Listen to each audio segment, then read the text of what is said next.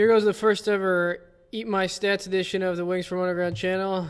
So what I went and did is gathered a bunch of stats from the NHL.com stats/teams website, which is pretty much phenomenal because you can go through you can go through the skaters, goalies, teams, glossary by range of games between the seasons. So for some of the stats, I'm going to say they're from the first half of the 21-22 season. Some are from the second half of the 21-22 season.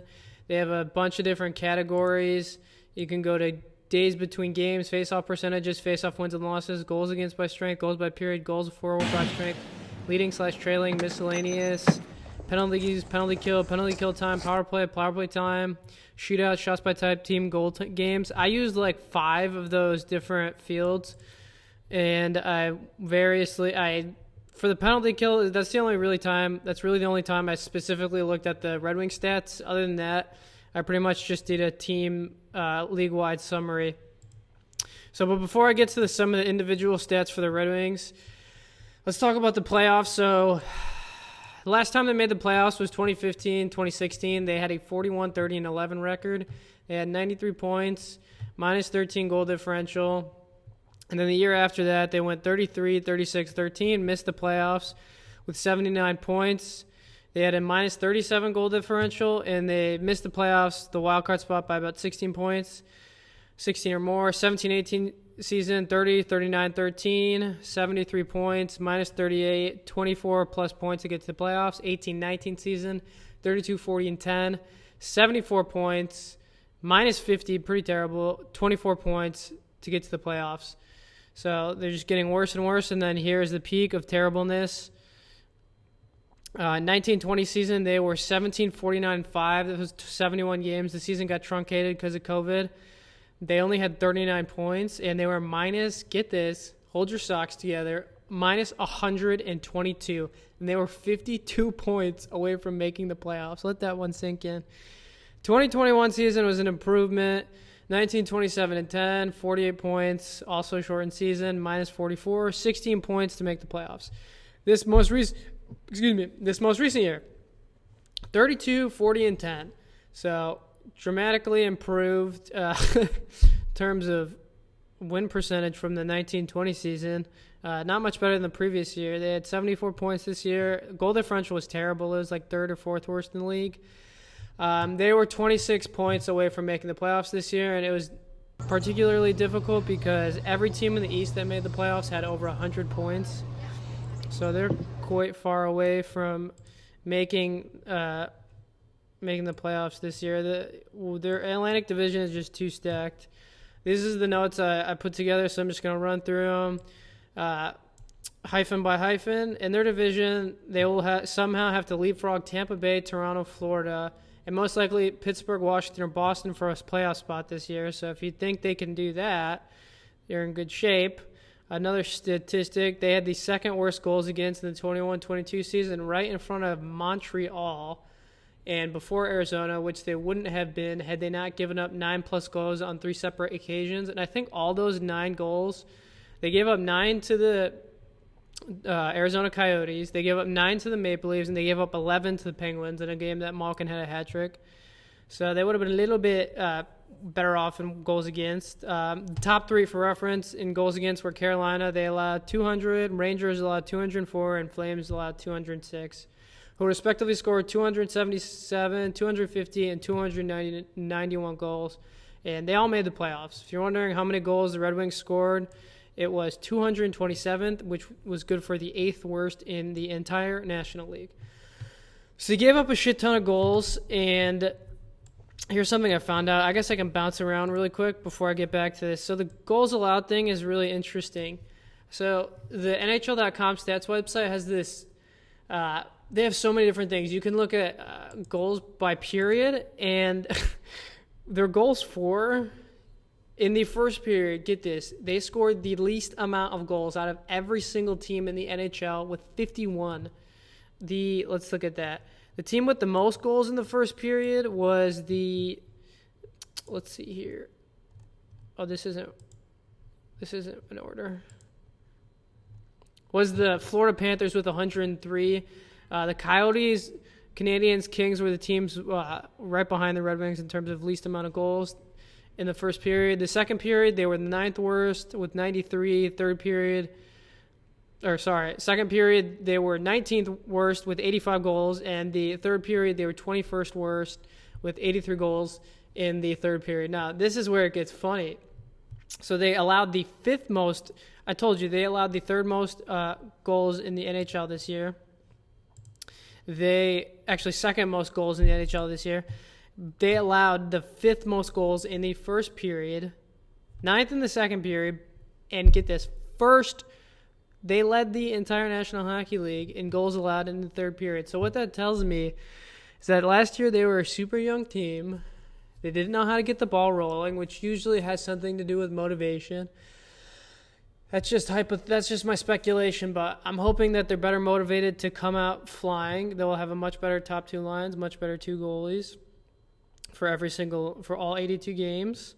And in terms of allowing 124 goals in the third period, like Jesus, half of the goals they gave up. How many goals did I say they allowed? They allowed, I don't think I actually said. They allowed 310 goals. So a third of the goals they allowed came in the third period. I mean, divide a game by 3, that kind of adds up. So yeah, they were just getting blown out in a bunch of games is what it's reading like to me. Let's go to some of my other statistics that I was about to say. Okay, so they were 8th worst in goals scored. Top 3 best were Florida, 337, Toronto, 312, and St. Louis, 309, who respectively allowed 242, 252, and 239 goals on making the playoffs. They had the single worst penalty kill in the NHL with a 73.8%. I've talked about this before in a video. Of the 225 penalties taken, they gave up 59 power play goals. Let's see if I have that statistic here. So they were shorthanded 225 times. That was 13th worst in the NHL. A little bit hovering around half, midway in the standings. But let's look really quick before the All-Star break. Before the All-Star break, the Red Wings were 20-21-6. They played 47 games with a 77.3% penalty kill, which was 22nd in the league. Not the worst. They allowed 29 power play goals, 12th most in the league, and were shorthanded 128 times. They after the All-Star break, pretty terrible. Dead last in penalty kill percentage with 69.1% penalty kill percentage. The record, forgot to say that, 12-19-4, so a little bit less games. That's about 35 games. It's 35 games. They allowed 30 power play goals in 97 penalties. Oh my God. It looks so much worse when I see what it was out of. Good for third worst in goals allowed and 9th best in least amount of penalties. Let's continue to talk about some stuff after the All-Star break. They were tied for 4th least points in the NHL, 5th worst in block shots at 436. For reference, best was Senators, Sharks, and Islands, who all had over 600.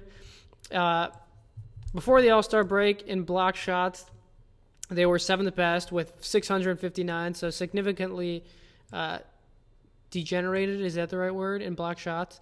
After the All-Star break, they were 7th worst in hits with 790. Worst was Sabres, 588. For reference, best was Bruins, Predators, and Senators. They each had over 1,000.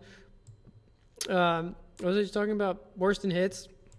For the All-Star break in hits, they were 4th worst in hits with 809. The best at that time in about 47 games was the Rangers, who had 1,243 hits. No wonder they gave Jacob Trouba the C. Let's go again. After the All-Star break, they had the second least amount of missed shots, which is kind of an interesting statistic. I've never seen that before. Right behind the Blackhawks with 333. The teams, I don't know how important this is. The team with the most missed shots in the second half of the season was actually Toronto, Calgary, and Carolina, who all missed over 530 in exactly 40 games. Let's look at before the All-Star break. They were 6th least. They had the 6th least missed shots with 446. So what did I put for the amount of shots they had been taking? I know I put this bloody well somewhere, didn't I? I guess maybe I didn't. I don't know. I guess that tells you something that has to do with something about time of possession and amount of shots taken.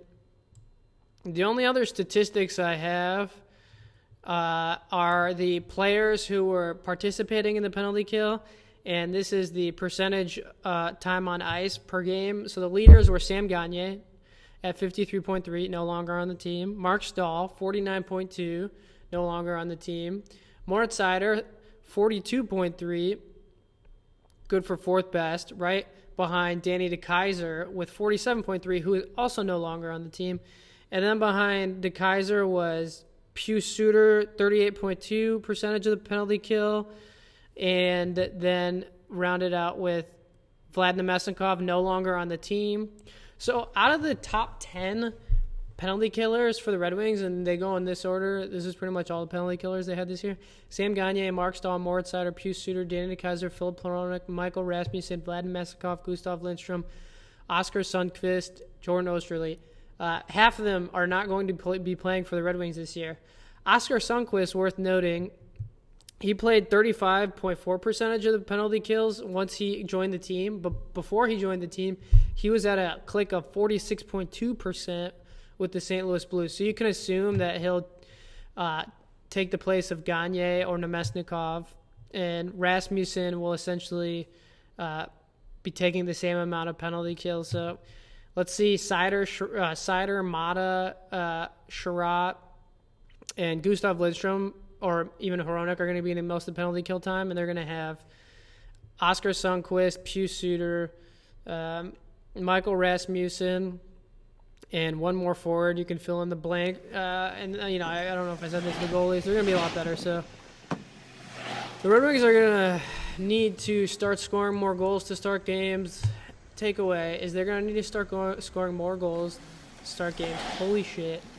Worst in the NHL at scoring goals, and the worst in the NHL at allowing goals in the third period. So how about we figure out how to start games and finish games? And great place. Wow, my eyes have been closed for a while. I am exhausted. It's a great place to end the video. That's all I got. The background was me yesterday. This is my trip, so I hope you enjoy whatever you're doing. Peace.